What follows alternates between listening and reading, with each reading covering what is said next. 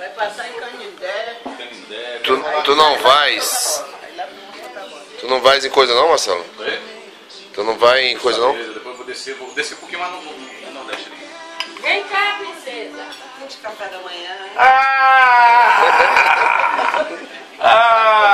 Rapaz. Estou preocupado com você. Mandaram o Chico se levantar. Mas quem mandou o Chico se levantar?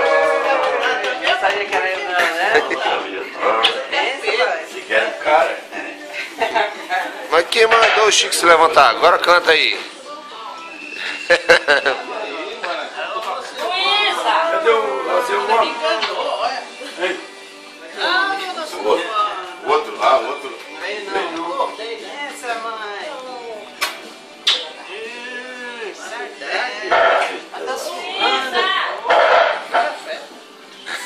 Eu liguei pra mãe, cadê a surpresa? Como é que surpresa? Ô, bicho. Era 8 horas da manhã. Ô, bicho, tu é o boca mole, ó.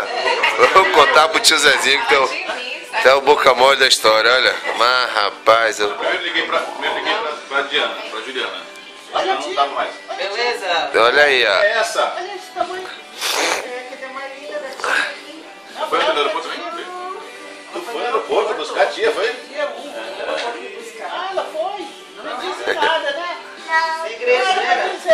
Mas foi falar pra Eliana é a boca mole da cidade, da família. Falou pra Eliana no dia seguinte, Márcio, e aí? Que dia que é sua nascida mesmo? Eu falei, né? Tu falou pra Eliana? Pediu pra ela não falar pra ninguém. Sim. Foi a mesma coisa que falar pra todo mundo. Foi o Facebook dela inteiro só.